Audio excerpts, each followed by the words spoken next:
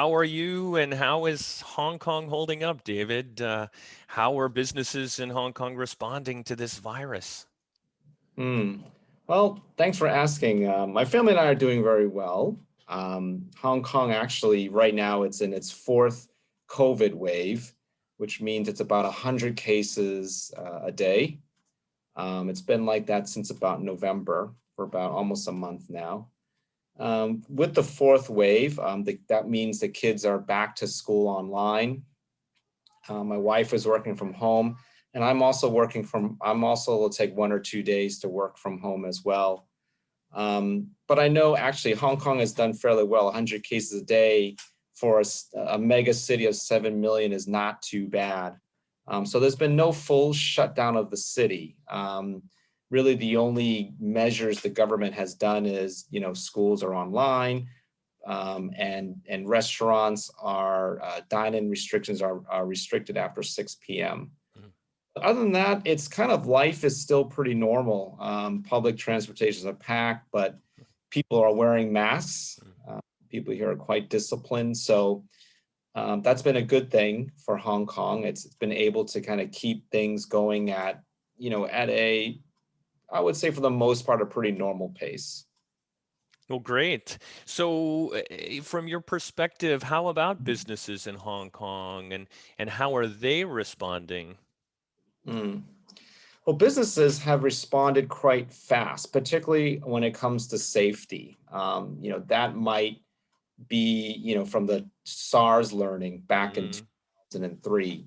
That when there was murmurs of a outbreak from China, early this year, that was kind of that was the buzz around the city, like, oh my gosh, is this another SARS? So immediately, people were already, buying up masks from pharmacies and supermarkets. Businesses were required people to wear masks before coming in. Companies were giving out masks. My company was one of them, giving out masks to its employees. Temperature checks were done immediately mm, at all public businesses. So the first response was definitely like the safety part of it. But and then quickly after that, once the social distancing measurements started to come in, like restricted dining, only 2 people per table, and no dining after a certain time. Then that's when Hong Kong quickly pivoted to home delivery, e-commerce, mm. which was actually, for Hong Kong, a pretty dense city, e-commerce isn't really a big thing. I mean, you could literally walk a matter of minutes to a mega mall and have supermarkets and everything. So, but because of the social distancing and just people trying to stay home and be safe, supermarkets quickly, got online, home delivery of groceries, and also restaurants, started doing home delivery, partnering with companies like Food Panda and Deliveroo. Mm. Uber Eats were probably companies that didn't even exist just 12 months ago, are now suddenly basically the common vocabulary of everyday life now. Mm. I can hardly imagine how often that's being leveraged. I've heard that Yeah, as well. Goodness. yeah, Well, David, maybe we talk a little bit about your company and organization and how is sure. DFS innovating during this difficult time period? Yeah, well, DFS, it's been no doubt this pandemic is a huge impact on a company like DFS. We are a global retailer, duty free. So we operate stores in airports and in travel destinations. So with no one flying, no one going to airports, and no one going to all these exotic locations where our stores are, our business basically came to a halt, in the first quarter. But we quickly pivoted. As the saying goes, necessity is the mother of innovation, and that was a battle cry from our senior management. And there were basically three key things we did immediately right off the bat. First was accelerating the digitization of the business. And what that meant was we quickly launched e-shops, e-commerce, in varying countries. A great example is the eshop that we launched in Singapore to sell spirits, wine, and confectionery.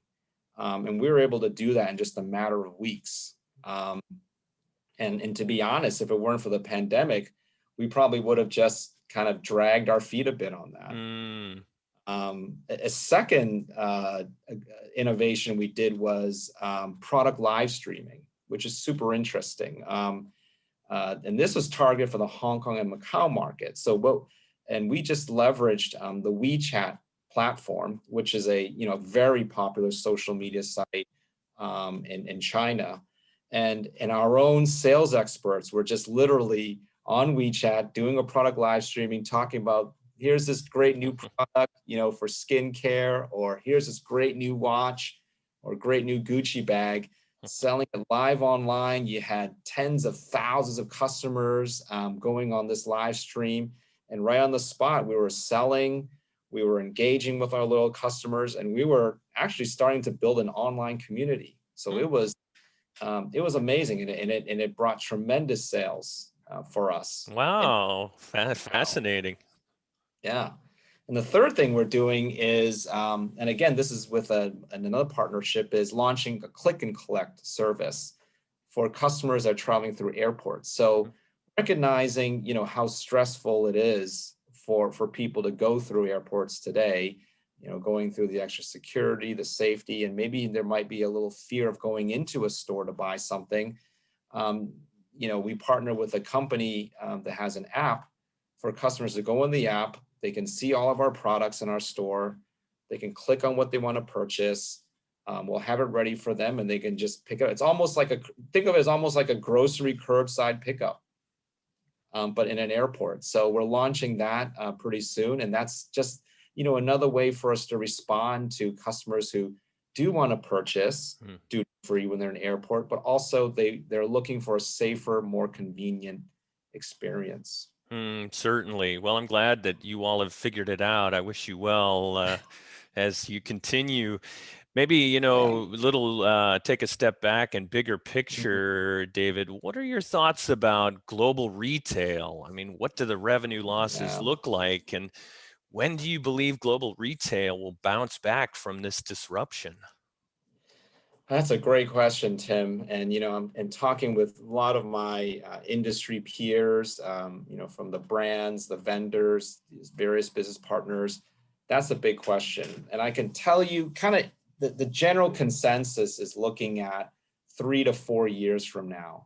So we're looking at 2023 to 24 as to when global sales, passenger traffic, just travel in general, will get back to 2019 levels, the pre-COVID levels. So it's still gonna be a long road ahead of us. And basically the 3 to 4 years is generally the timeline that people estimate that it'll take for the vaccine to make itself around the world. And then, once people get vaccinated and cases and deaths come down, and then people start to feel safe, and borders open up, and then people and quarantines come, 14-day mandated quarantines come down, then we can get back to those levels. So we're looking at 3 to 4 years. Yeah. Well, thank you, David. Appreciate your perspective on that. Also, as you share your company innovating DFS, where are we regarding the digital transformation in business? Who are the current companies and countries winning this important race? Yeah, good question. Well, as I said before, necessity is the mother of innovation. So I think just thinking of Asia here, reflecting of the past 12 months, I think we have seen countries, they're already well on the path of digitization. China, actually, Korea are two countries that were already well on that path. You had companies like Alibaba, Tencent, WeChat, really driving the digitization of China. But with COVID, I think we've seen all the countries now press the accelerator harder on digital transformation. And I actually think that now, I don't really see it as a race now. Obviously the countries that are well ahead, they have a head start. But what's really great about today is that the technology, the accessibility of Mhm. it now is so great that almost anyone can digitize Mhm. their business. Yeah, that's a great point, David. Thank you.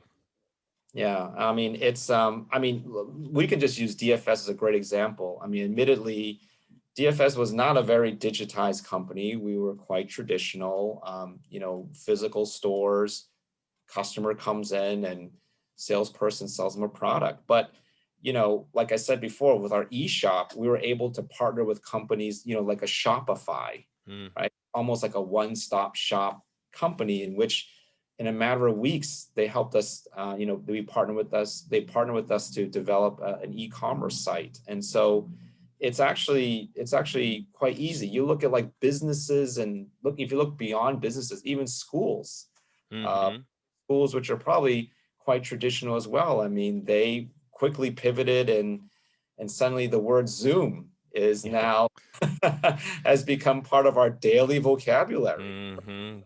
Great point. It actually shows, yeah, luckily today it's quite easy. I mean, I think you just have to embrace it and just do it. I mean, it's crazy. Just think just 12 months ago, did anyone take a little company called Zoom seriously? I Mhm. mean, it's a $100 billion company now. So the world has changed, but I think it's so accessible now, Mhm. you know. So Yeah, thanks. Appreciate your perspective on that. As an institution of higher learning, we're always helping our students to learn and grow and to turn the moments into momentum. And mm, you certainly have had a successful global career, David. Help us understand the steps you've taken to prepare yourself for your successful global career. when I think in reflection, I think the key things I did was the first step was networking. Mm, um, networking. And I don't mean going to some conference and handing out business cards and meeting people. I mean, really getting yourself out there with people, talking with people, learning from others. And I think the first step in my networking was definitely going to business school, networking with my other fellow classmates, international students, and my other peers who just shared the same interest of developing a global career. I think, and the second thing, and this one is really important, is being proactive, keeping your ears open for opportunities, just raising your hand for everything. The smallest opportunity might be just the little match that ignites your whole career. mm, And so through the networking, I would say keeping your ears open for these opportunities as you network. And then third, if you really have the passion for a global business career, you got to stay on top of the trends. I just, even before business school, I was always reading every single business article I could about global business, reading any article about China or Asia or any other emerging country, emerging trends. So just staying on top of what's going on. And then fourth is to sustain the success. I've been working here in Asia for about almost 15 years now. Is that once in it, you've got to also keep reinventing yourself and reinvesting yourself. Global trends I've seen change fast. Like we mm, said, 12 months ago, no one would have predicted, um, to be where we are today. So mm. things change fast. So reinventing yourself, reinvesting yourself, you've got to keep that going to sustain your success. Well, great. Well, David, thank you so much for sharing so much with us today. And I really appreciate you taking the time to speak with us. And it's great to reconnect. It's been a while, right? Yeah, my gosh, 2004. I Yes, give away it. my age, but even though it's been 16 years, but just how beautiful the Bloomington campus is. Mm, And so I was very lucky. My class was the first class that got to use the new building. I That's remember right. The you sort Godfrey of Center. inaugurated it. That's Yeah, right. great. So Great start to your career, right? To move right into a new definitely, building at the Kelley School. And again, I've been humbled in speaking to so many Kelley alumni around the world about their experience, because the connection with the school was made through mm, the connections that you created with the people of the Kelley family, mm, right? Your classmates, the faculty members, and the staff members as well. absolutely. We all were part of a great environment in which we were all learning and growing and contributing. And I can tell you, David, that hasn't changed. I think it's only gotten Yeah. better. We've become more diverse. We're trying to continue to innovate and pivot, as you've said several Yes. times today. And I think it's a real testament to the value of the Kelley degree experience, because as more and more of our alums go and continue their successful careers Mhm. around the world, they don't just keep it to themselves. They're willing to give back and to connect with us again and connect with Mm, the students, and pay it forward is how I would describe it. And that is something that really excites me, right? That it's not just folks absolutely. sort of siloing themselves, but being willing to give back in a variety of ways. And so we Mm. appreciate you giving back today. And as you close your day and as I start mine, I'm really glad we were able to connect. And it's been a treat to speak with you. Well, it actually the pleasure is mine. I mean, I am actually honored and flattered to contribute to Kelley. When you reached out and I read your note, I thought, oh, absolutely. There was no doubt in my mind. I'm always. It was great to hear from you, Tim, and I am definitely. It was my pleasure to contribute.